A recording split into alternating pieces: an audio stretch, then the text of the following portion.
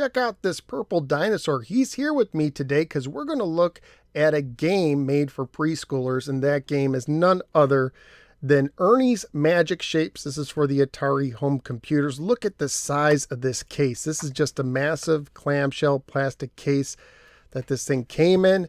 And I also wanted to show off, let's open it up. You can see how the cartridge sits on a piece of foam. We have a quick start guide, which I didn't realize they made quick start guides that early. And we also have a manual that includes activities, including like a coloring kind of page at the back and other ideas for shape activities you can do with your child. Nonetheless, let's take Ernie's Magic Shapes.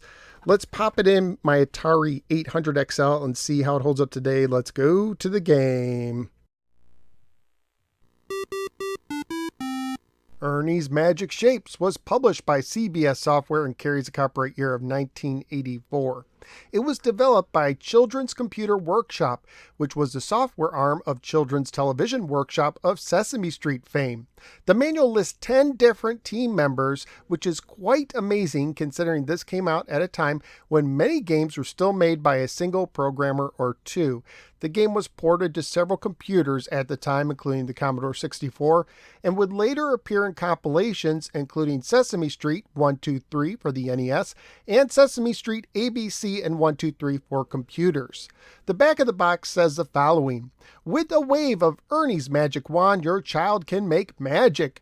Ernie invites children to join him on stage to practice matching shapes and colors, recognizing embedded figures and structuring parts into a meaningful whole. Ernie's Magic Shapes is a preschool shapes and color matching game for one player, recommended for ages 3 to 6, and only uses the keyboard. When you turn on the game, you need to wait over 30 seconds for the game to go through a title screen, copyright screen, description screen before arriving to the main menu. As far as I can tell, there's no way to skip this.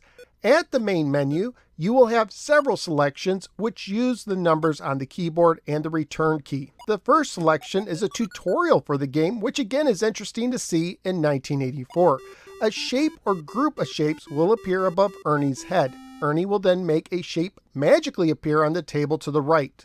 If the shape and color match a shape and part of the group, you should press the up arrow key. And if not, you should press down, and Ernie will make a new shape appear. If you accidentally press the arrow key down on a correct shape, don't worry, it will come around again. If you pick a shape that is not correct, Ernie will shake his head no and let you try again.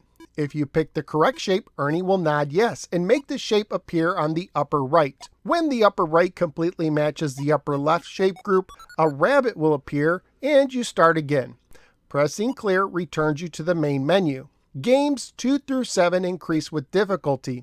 The first two variations uses single shapes, while the other variations will add more complex groups of shapes. The odd number variations can also have shapes that are the wrong color. And that's basically it. The game never ends and it does not keep a score. Graphically speaking, the game looks nice, especially Ernie and the bunny animation, but the color palette felt a little off and drab. There's not much going on in the sound department, apart from a couple small jingles here and there. Family-friendly wise, the game would most likely get an E for everyone rating if released today. Currently at PriceCharting.com, the game has a value of $11 loose, $19 complete, and $37 new.